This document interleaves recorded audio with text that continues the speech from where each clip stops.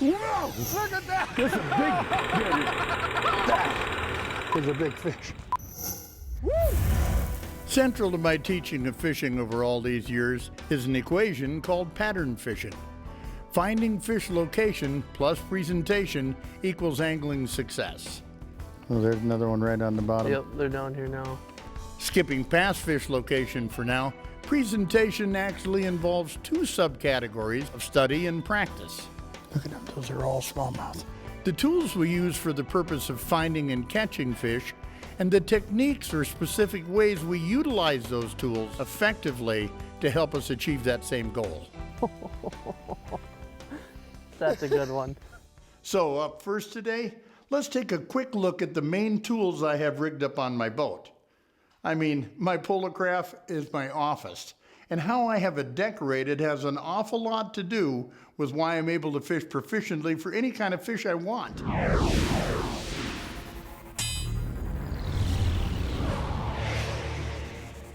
Well, today I'm going to show you my office in the fishing world. Everything in my office has a reason and a purpose. Every single thing that's on here. This is a 20-foot polocraft Kodiak. Consequently, we use nothing but bunk trailers. Easier for loading and unloading. Much better off on the hull when you have full support rather than a roller trailer.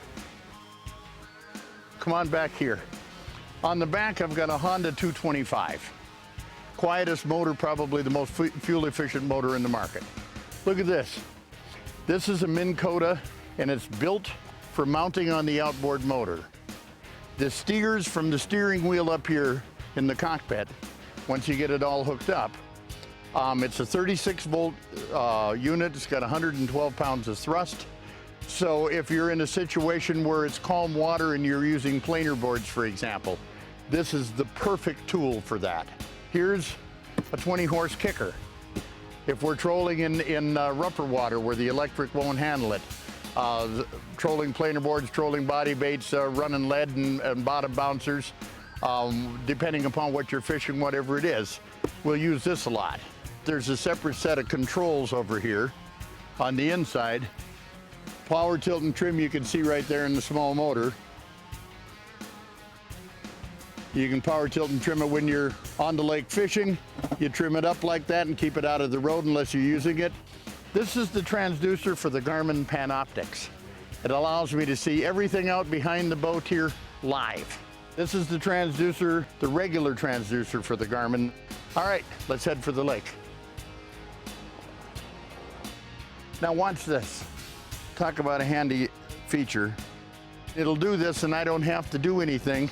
I can push a button here, or I can do it right here with my foot if I choose. This is the new Minn Kota Ulterra. This particular model is 112 pounds of thrust. It's a 36 volt system. The polocraft Kodiak has got some nice features up here. First, this is a cooler with a drain in it. Here's a bait well. Now these are the type of anchors that I use. They're called Richter anchors. Notice here is a rack of buoys. Notice back there is another rack of buoys. Glove box. One of the slickest pieces of equipment in my boat is this seat base right here. It's called a smooth move base, and it goes up and down hydraulically. It bounces with your weight, so when you're going over rough water, it doesn't pound your back and beat your lower back up so much. The older you get, the more you'll find out that those are things you need to watch for. Here's my Garmin. I happen to have it in sonar mode now. You need to study whatever type of electronics it is that you have, and so you know what it will all do for you, because they'll do amazing things. Coffee cup holder, must. Here's where I run that back trolling motor from. Okay, that's our battery charging system. That's a product, again, by Minn Kota. It is a 4-bank charging system. Back here, we have our Ox AGM batteries. If one goes out, you have another one for a backup. It charges the 3 trolling motor batteries that are all up here. And the 4th bank charges this whole system. Anytime I can find something smarter, it's better. Back here is the live well. Those are rod holders. Now the polocraft has got nice big storage compartments. I keep my oar down here, I keep my net down here, I use Stowmaster fold-up nets, I got 2 of them. It seems like you can never have enough storage in any boat, but there's quite a bit of storage here. I've got the tools in here I need to allow me to position that boat the very, very best way. This is my office, and this is where I work. Okay, now that you've seen my office and how I have my Polarcraft rigged out with what I consider essential gear, let's put some of that equipment to use on the lake near my home for some smallmouth bass fishing. I'm joined by good friend Danny Thompson, a good fisherman from Garmin who has a passion for smallies like I do. So why don't we get out on the water and hopefully have some fun. Have a good day, Sherry. I think it's gonna be a good day. I hope. Water temperature is 61, so she's a ways from turning yet. I think as the day goes, it's gonna get nicer and nicer. We're just coming into one of them. There's another one. Look at him, Oh yeah. messing around here. Do the mess around. I just love these brown fish. I'll always have. There's a big dog right here. And another one just coming up on the screen right now. Just like that. That feels like a good one. See that? Oh, I got one going. There's just something so fun about the way they bite.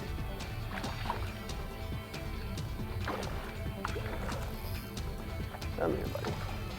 Come here. I thought, oh boy, that's a beaut. This is a good one. It's a good one too. Ooh, boy, that's a nice fish. This is a good smallmouth. We found them. We came back to them, and sure enough, there they were.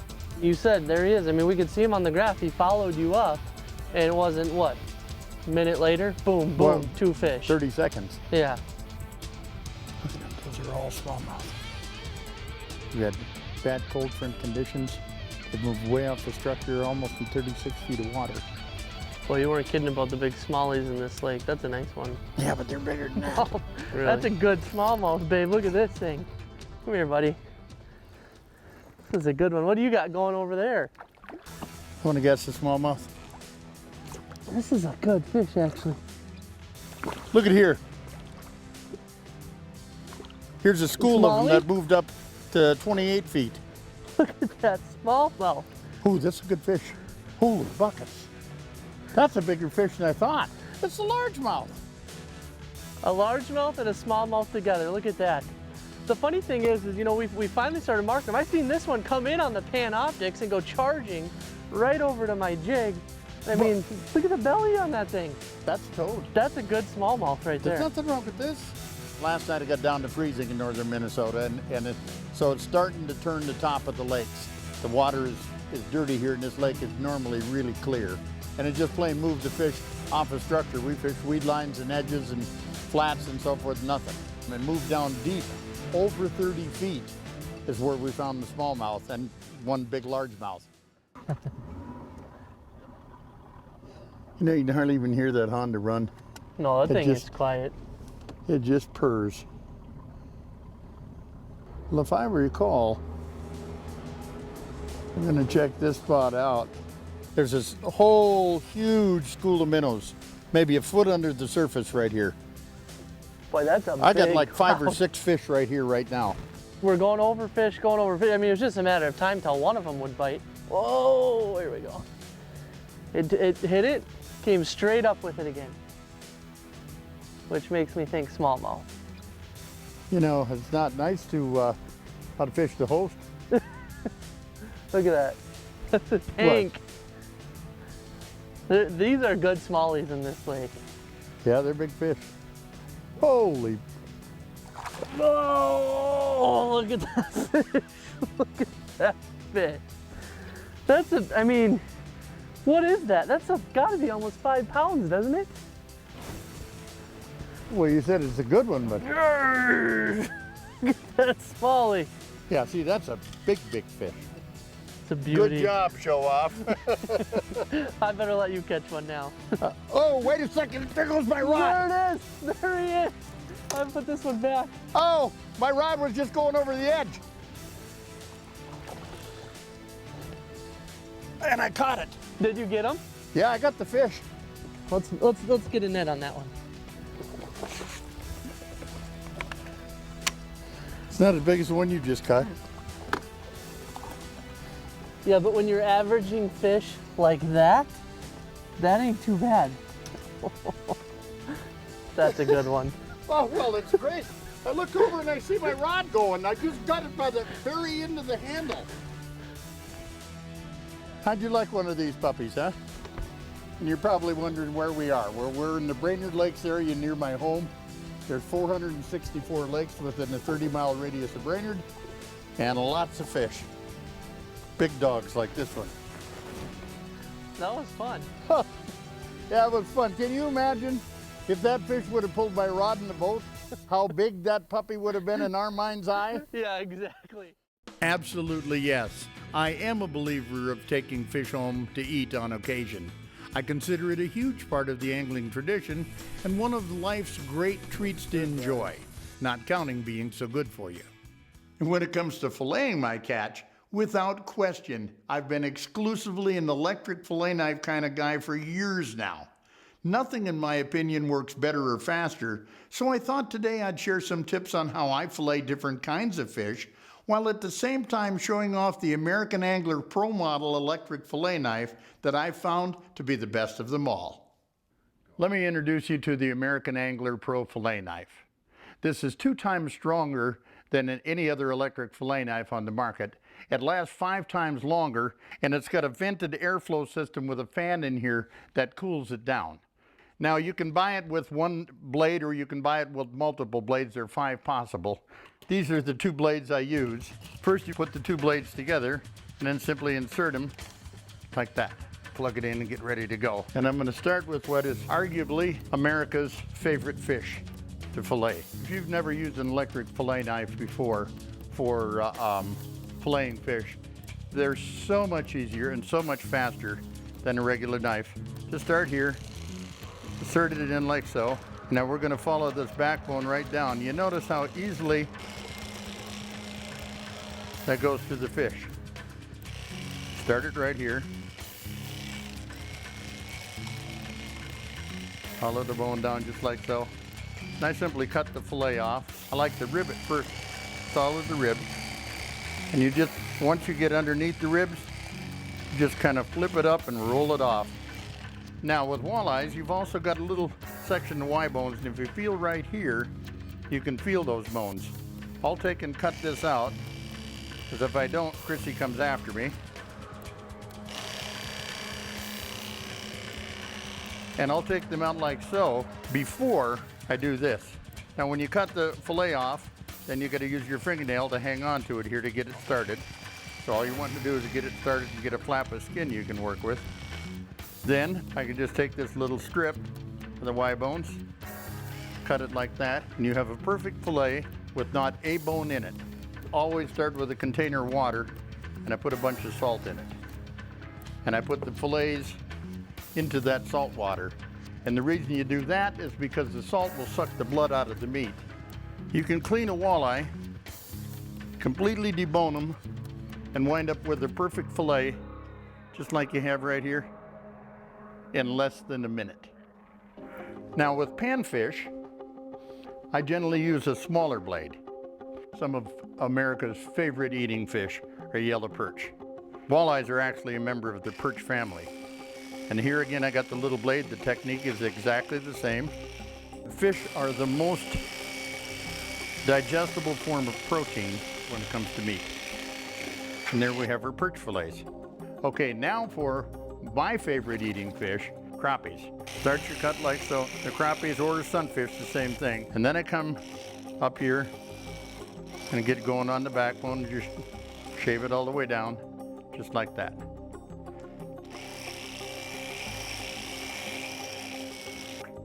And look at that. It's perfectly thin. Every ounce of edible meat. All this is bone in here. No wasted meat whatsoever. Here you can just take them, go underneath it, and just kind of go zoop. One last thing. We're going to pull this out first. There's a little button right here. You pull that down, blade comes right out. Today's filleting lesson Brought to you by American Angler's new Pro Fillet Knife.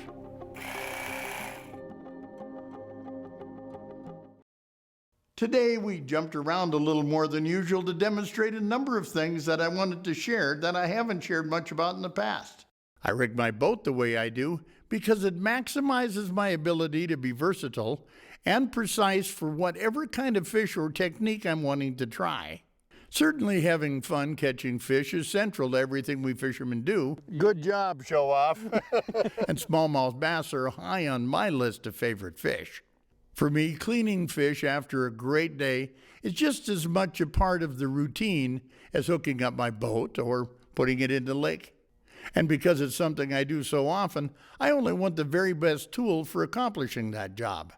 At my house, that means whipping through a batch of fish with an American Angler fillet knife, just as you've seen. It's a fact that in any area of life where tools are used, that quality is something to be cherished. In my opinion, that's so true for every single piece of gear we fishermen use, which is why I always try and surround myself with only the best quality everything I can find. Not only will high-quality specialized products do the job that they're supposed to do well, but generally cost me less in the end, and working with them always gives me a sense of confidence that can't be understated. You too, I'll bet. I'm Babe Winkelman. Thanks so much for watching, and until next time, everybody, hey, good fishing.